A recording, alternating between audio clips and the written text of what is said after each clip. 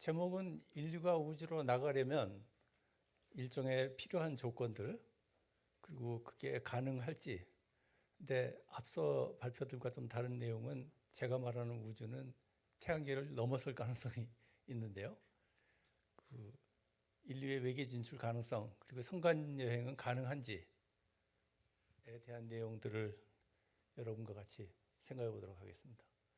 먼저 인간의 물리적 생존 조건인데요. 인간은 물론 물리적 조건만 만든다고 살 수는 없습니다. 여러분은 인터넷 없으면 살기 어렵잖아요. 근데 여기서는 물리적 조건이니까 가장 필수적인 조건들을 몇 개 나열해 봤는데요. 먼저 앞서 나왔던 물입니다. 그냥 물이 아니라 액체 상태의 물은 지구의 모든 지구 생명에게 필수적인 것으로 알려져 있어요. 물론 물만 가지고 살지 못하죠. 양분도 있어야 할 텐데 만약에 지속 가능한 공급을 원한다면 생태계가 필요할 가능성이 있습니다. 세 번째로는 온도를 꼽았는데 온도는 사실상 액체 상태의 물이 존재하기 위한 조건으로 들어간 셈이라고 볼 수 있습니다. 지구에서는 온도를 제공하는 주요 원인은 별과 지구의 지열이지만 어쩌면 외계에서는 조석작용, 행성과 행성 사이 빛을 내지 않더라도 더 중요할지 모릅니다. 그리고 인간의 호흡에는 산소와 질소가 필요하죠. 질소도 필요합니다. 산소는 맹독성 기체이기 때문에 질소로 상당히 중화를 해줘야 유지가 되죠. 지구에서 산소와 질소는 둘 다 생명이 만들고 유지하고 조절하는 것으로 되어 있습니다. 그리고 대기는 운석 혹은 우주 입자로부터 지표면에 있는 생명들을 상당히 보호하고 있죠. 그러나 완전히 보호가 되는 건 아닙니다. 특히 대형 운석 같은 것이 종종 떨어져서 어쩌면 그것도 지구에서 겪는 지구의 생명의 진화에 중요한 역할을 했는지도 모르죠. 그러나 지구 대기를 벗어나게 되면 예를 들면 이런 것도 위협적일 가능성이 있습니다. 중력은 만약에 너무 강하면은 우리는 직립을 할 수 없을 거예요. 사실은 지구 중력에서도 직립이라는 게 그렇게 쉬운 일은 아니죠. 여러분 나이엔 괜찮겠습니다만 만약에 약하면 뼈와 근육에 약화 변형이 일어날 가능성이 있습니다. 대기와 중력이 필요한 이유도 어떻게 보면은 액체 상태의 물이 존재하기 위한 조건으로 들어간 것이죠. 지속 가능하려면 에너지원이 있어야 되는데 왜 그렇게 표현했냐면 물과 양분을 구성하는 원자들은 우주적 규모에서 굉장히 흔합니다. 가장 흔한 원소들로 사실상 생명이 구성되어 있어요. 특히 물은 그렇습니다. 뒤에 보듯이. 근데 그 물을 액체 상태로 유지하기 위해서는 에너지원이 필요하다는 거죠. 별 근처 행성에서 수십억 년간 행성과 공생하면서 변화 적응한 지구 생명에게는 이 상황이 전부 당연하지만 우주에서는 상황이 어떻게 될지 생각해 보자는 거죠. 여러분이 만약에 화학자에게 물이 무엇인지를 물어보면 화학자들이 쉽게 우리는 모른다라고 얘기할 가능성이 있습니다. 특히 물을 전공하는 화학자가 있다면 말이죠. 물은 이상한 성질을 많이 가지고 있어요. 그래서 로렌 아이슬리라는 분은 만약 이 행성에 마법이 있다면 그것은 물에 담겨 있다고 얘기합니다. 그 마법 중에 하나는 물은 고체가 되면요 밀도가 더 작아져요. 그건 독특한 성질입니다. 그래서 액체 상태 물 위에 뜨죠. 그것은 지구 생명의 지속적인 지구라는 변화하는 환경하에서 지속되는 생명의 지속을 위해서 굉장히 중요한 역할을 하고 있는 것으로 알려져 있습니다. 그 외에도 다양한 아직 알지 못하는 사실들이 물에 담겨 있는 것으로 알고 있습니다. 물론 물은 하면 여러분은 단지 H2O라고 알겠지만 그것들이 모여서 이루고 있는 현상들은 미스테리가 많다는 거죠. 이번에는 외계 생명이 가능한가에 대한 주제를 얘기하는데 지금 천문학은 행성 발견의 시대입니다. 지금까지 약 5,600개 정도가 발견됐고요. 지금은 하루에 하나 정도가 추가로 발견되는 수준입니다. 그러나 외계 생명은 아직 발견하지 못했다고 사람들은 보고 있죠. 그럼에도 화성에는 현생 생명이 존재할 가능성이 있습니다. 그러한 여러 정황 증거들이 있어요. 무슨 정황 증거냐면 액체 상태의 물이 흘렀던 증거들이 그것도 최근에 흘렀던 증거들이 다수 발견되고 종종 무슨 메탄 가스가 분출되는 현상들도 보이고요. 항상 외계 생명은 우리 인간의 관점에서 보면은 조금만 더 보면 있을 것 같은 느낌이 드는 것이죠. 앞서 말씀드렸듯이 물은 H2O라는 물은 우주에서 굉장히 풍부합니다. 그러나 대부분은 기체나 거체 상태로 있어요. 그리고 지구 생명은 우주에서 가장 흔한 원소들로 구성되어 있는데요. 예를 들면 하이드로젠, 옥시젠, 헬륨은 불활성 기체입니다. 가장 많은 원소들입니다. 그리고 C, N, S, 단지 인이 좀 뒤에 쳐져 있는데, 하여튼 요즘 과학계의 생각은 액체 상태의 물이 존재하는 곳에서는 어디든 생명이 존재할 가능성이 있다고 보는 것이죠. 그래서 자꾸 액체 상태의 물을 찾고 있는데요. 다음은 인류가 외계 진출을 할 가능성이 있는가에 대해서 생각해 보면요.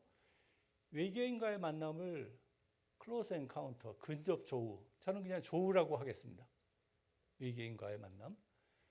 생명의 기원은, 이거는 과학에서 쉽사리 우리는 모른다라고 얘기하는 바로 그 주제인데요. 생명의 기원은 과학, 일종의 유물론적 관점에서는 기적일 뿐입니다.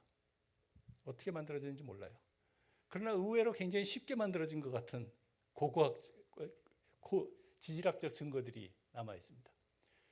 아마도 자연에 내재된 현상일 가능성이 있는 것이죠. 지구에서 쉽게 만들어졌다면 외계에서도 아마도 액체 상태의 물이 존재할 가능성이 있는 지역에서 쉽게, 아니면 다른 용매가 있는 지역에서도 만들어졌을지 모르죠. 그런데 여기서 생각해 볼 문제가 있습니다. 태양계와 지구의 나이는 46억 년이라고 사람들은 봐요. 근데 우리 은하 아니면 우리 우주의 나이는 137억 년, 138억 년 왔다 갔다 하는데요. 우리 은하 자체는 130 거의 우주의 나이에 맞먹거든요. 그리고 그 안에는 수천억 개의 별들이 있습니다. 태양계는 해는 그 중에 하나인 거죠. 근데 46억 년에 걸쳐서 지구에서 인간이 드디어 우주로 나가려고 하는 찰나에 잠깐 생각해 보면 좀 상황이 이상하지 않습니까? 다른 많은 별들은 태양계보다 훨씬 더 오래됐는데 수십억 년, 거의 100억 년 앞서서 생명이 나타날 수도 있는데, 그리고 인간의 꿈은, 특히 지난 100여 년간의 꿈은 인간이 지구를 일종의 요람으로 활용해서 우주로 진출한다는 생각이었는데, 그렇다면은 외계에서 먼저 우리에게 방문한 방문자들이 있어야 할 거다라는 생각이 든다는 거죠. 그럼에도 지구를 방문한 고등 외계 문명의 부재는 존재하지 않는 것은요, 존재하지 않는다고 보는 거죠. 어떤 결정적인 증거가 없기 때문에 인간 혹은 기계를 포함한 미래 지구 생명의 지구 생명이 우주로 진출한다는데 굉장히 부정적인 증거가 됩니다. 부정적이라 하더라도 만약에 외계 문명과 지구 문명 혹은 지구 문명과 외계 문명, 우리가 가든 그들이 오든 조우가 일어난다면 결과는 일방적일 가능성이 있겠죠. 배를 타고 그 먼 거리를 갔단 말이죠. 그 또 한 가지 생각해 볼 문제는 성간 이동 기술은 지금으로 말하자면 핵융합 기술입니다. 핵융합 기술은 폭탄으로만 존재해요. 지금 인간은 차츰 그거를 제어하겠다고 가고 있는데 알려져 있지 않죠. 그 기술은 모 행성의 문명을 붕괴시킬 규모일 가능성이 있다는 점도 주의해서 볼 필요가 있습니다.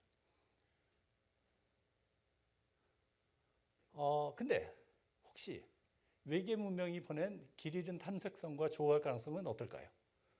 그럴 가능성은 없지 않죠. 바로 인간이 지금 보낸 탐사선들이 외계를 타겟으로 한 것은 아닙니다만 그 우주로 나가고 있으니까요. 여기서 제가 퀴즈를 하나 드리겠습니다. 이게 혹시 어떤 영화에 나온, 아까 답이 나왔었는데요. 빨리 손 드시면 됩니다. 아닙니다. 답이 적혀 있는데 여기 ET입니다.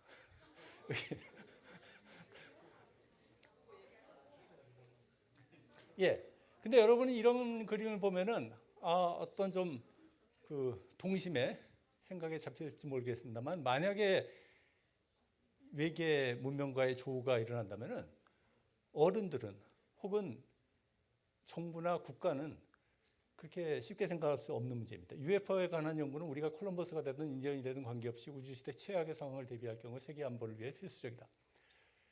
그리고 거대한 침묵이라고 하는데요. 우리는 외계인이 우리에게 이미 왔을 것을 기대하는데 그렇지 않은 거 말이죠. 존 F 케네디라는 미국의 대통령은 상원 의원 시절에 이런 말을 합니다. 저는 죄송스럽게도 그들의 과학자가 우리보다 뛰어났기 때문에 다른 행성에서 생명이 멸종했다는 재담에는 약간 과장된 면이 있다고 말씀드리겠습니다. 선간여행이 가능할까? 문제는 별 사이 터무니없이 먼 거리입니다. 해의 지름을 10cm짜리 공이라고 하면은 지구는 약 20m 떨어진 1mm짜리 모래알입니다. 가장 가까운 다른 별은 여기서부터 5,000km 대전으로부터 제가 지도를 보니까 오스트레일리아 정도까지 가더라고요. 너무 터무니없이 멀단 말이죠. 선간여행은 그러나 거리의 문제가 아니라 시간의 문제입니다. 인간이 선간 진출을 위한다면 아마 광속 돌파 정도는 기본으로 필요할 겁니다. 근데 물론 미래의 우주 기술에 이 광속 돌파라는 기술을 발견할지 그건 알려져 있지 않죠. 그러나 그 상상을 가로막는 유일한 장애물은 물리학 이론뿐이에요. 근데 만약에 기계라면 앞에 말씀드렸던 조건들이 상당히 완화될 수는 있지만 우리가 그 기계의 의도를 짐작이나 할 수 있겠냐 말이죠. 찾아온 외계 문명의 부재도 선간 진출 가능성이 상당히 부정적입니다. 우주 생물학은 저는 미래와의 조우라고 표현하는데요. 인간이 외계 문명이나 외계 생명을 찾다가 급기야는 못 찾았기 때문에 특히 급기야는 우리가 어떻게 되는가에 관심을 갖게 되는데 그걸 보면 여러분 많이 들어봤겠습니다만 금세기 중반 인간은 외계인이 아닌 자신이 창조한 미래의 기술과 먼저 조우할 가능성이 생겼습니다. 여러 가지 경고가 아마 여러분도 아시다시피 있음에도 아니함과 착각 그리고 도끼가 자기 발을 찍는 것을 보면서도 멈출 수 없도록 짜여진 세계체제라는 어리석음의 결과일지 모릅니다. 결과는 일방적일 가능성이 있다고 자꾸 얘기하죠. 토마스 칼라일이라는 분이 200년 전에 이런 말씀을 합니다. 한 서글픈 광경. 만약에 그곳에 거주자가 있다면 비참과 어리석음이 도대체 얼마나 넓게 퍼져 있다는 말인가. 만약 살지 않는다면 얼마나 많은 공간의 낭비인가. 다음 그 후 100년 후에 태어난 리차드 버민스터 풀러라는 분이 한 말인데요. 나는 종종 우리가 혼자라고 생각하고 종종 그렇지 않다고 생각한다. 두 생각 모두 충격적이다. 여러분 혹시 그 은하수 본 적 있습니까? 본 학생. 이번 여름에는 꼭 은하수를 보도록 하세요. 여기 은하수가 이렇게 있고요. 실제 이렇게 보입니다. 이 정도 밝기로. 여기 정갈자리가 있죠. 밤하늘 별을 보면서 이런 생각도 한번 해보시길 바라며 여기서 마치겠습니다.